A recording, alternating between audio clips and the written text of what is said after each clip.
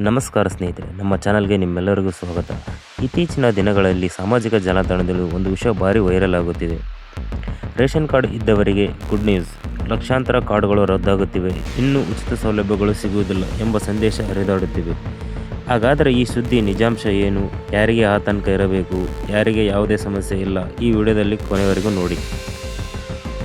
ಮೊದಲಿಗೆ ಒಂದು ವಿಷಯ ಸ್ಪಷ್ಟಪಡಿಸೋಣ. ಸರ್ಕಾರ ಪರಿಶೀಲನೆ ಎಂದರೆ ಎಲ್ಲ ರೇಷನ್ ಕಾರ್ಡುಗಳನ್ನು ರದ್ದು ಮಾಡುವುದಿಲ್ಲ. ಸಾಮಾನ್ಯವಾಗಿ ಅನರ್ಹ ಸೌಲಭ್ಯ ಪಡೆಯುತ್ತಿರುವ ಅಥವಾ ದಾಖಲೆಗಳು ತಪ್ಪಾಗಿದ್ದರೆ ಅಂತಹ ಪ್ರಕರಣಗಳು ಮಾತ್ರ ಪರಿಶೀಲನೆ ಆಗುತ್ತದೆ. ಯಾವ ಸಂದರ್ಭದಲ್ಲಿ ಸಮಸ್ಯೆ ಉಂಟಾಗಬಹುದೆಂದು ನೋಡುವುದಾದರೆ, ನಕಲಿ ದಾಖಲೆಗಳ ಮೂಲಕ ಕಾರ್ಡು ಪಡೆದಿದ್ದರೆ, ಒಂದೇ ಕುಟುಂಬದಲ್ಲಿ 2 ಅಥವಾ ಹೆಚ್ಚು ಕಾರ್ಡುಗಳು ಇದ್ದರೆ, ಕುಟುಂಬ ಮಾಹಿತಿ ನವೀಕರಿಸದೇ ಇದ್ದರೆ, ಅರ್ಹತೆ ಇಲ್ಲದಿದ್ದರೂ ಸೌಲಭ್ಯ ಪಡೆಯುತ್ತಿದ್ದರೆ ಇಂಥ ರೀತಿಯ ಪ್ರಕರಣಗಳಲ್ಲಿ ಮಾತ್ರ ಅಧಿಕಾರಿಗಳು ಕ್ರಮ ಕೈಗೊಳ್ಳಬಹುದು. ಇತ್ತೀಚೆಗೆ ಕರ್ನಾಟಕದಲ್ಲಿ 2 ಪಾಕಿಸ್ತಾನ ಪ್ರಜೆಗಳು ರೇಷನ್ ಕಾರ್ಡ್ ಮತ್ತು ಮತದಾರರ ಗುರುತಿನ ಚೀಟಿ ಪಡೆದಿದ್ದರೆಂಬ ಆರೋಪ ಮತ್ತೆ ಬಂಧನಕ್ಕೊಳಗಾದ ಘಟನೆ ಕೂಡ ಬೆಳಕಿಗೆ ಬಂದಿದೆ. ಈ ಪ್ರಕರಣದಲ್ಲಿ ತನಿಖೆ ನಡೆಸಿರುತ್ತಾರೆ. ಇದರಿಂದ ನಕಲಿ ದಾಖಲೆಗಳ ವಿರುದ್ಧ ಸರ್ಕಾರ ಇನ್ನಷ್ಟು ಎಚ್ಚರಿಕೆಯಿಂದ ಕಾರ್ಯನಿರ್ವಹಿಸುತ್ತದೆ ಎಂಬುದು ಬಹಿರಂಗವಾಗಿದೆ. ಆದ್ದರಿಂದ ಎಲ್ಲ ರೇಷನ್ ಕಾರ್ಡುಗಳು ರದ್ದಾಗುತ್ತವೆ ಎಂಬ ವದಂತಿ ನಂಬಬೇಡಿ.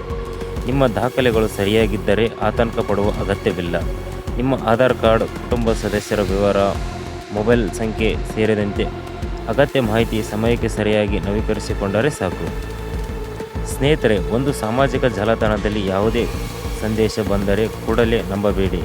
ಅಧಿಕೃತ ಸರ್ಕಾರಿ ಪ್ರಕಟಣೆ ಅಥವಾ ವಿಶ್ವಾಸಾರ್ಹ ಸುದ್ದಿ ಪರಿಶೀಲಿಸಿ ನಂತರವೇ ನಿರ್ಧಾರ ಕೈಗೊಳ್ಳಿ. ವೈರಲ್ ಸಂದೇಶದಲ್ಲಿರುವ ಮಾಹಿತಿ ಎಲ್ಲವೂ ಸತ್ಯವಾಗಿರಬೇಕೆಂದಿಲ್ಲ. ಹಾಗಾಗಿ ರೇಷನ್ ಕಾರ್ಡ್ ಇದ್ದವರಿಗೆ ರಾತ್ರೋರಾತ್ರಿ ಗುಡ್ ನ್ಯೂಸ್ ಎಂಬ ಮಾತು ಎಲ್ಲರಿಗೂ ಅನ್ವಯಿಸುವ ಅಗತ್ಯವಿಲ್ಲ. ಹೀಗಾಗಿ ರೇಷನ್ ಕಾರ್ಡ್ ಇದ್ದವರಿಗೆ ರಾತ್ರೋರಾತ್ರಿ ಗುಡ್ ನೈಟ್ ಎಂಬ ಮಾತು ಎಲ್ಲರಿಗೂ ಅನ್ವಯಿಸುವ ಸತ್ಯವಲ್ಲ.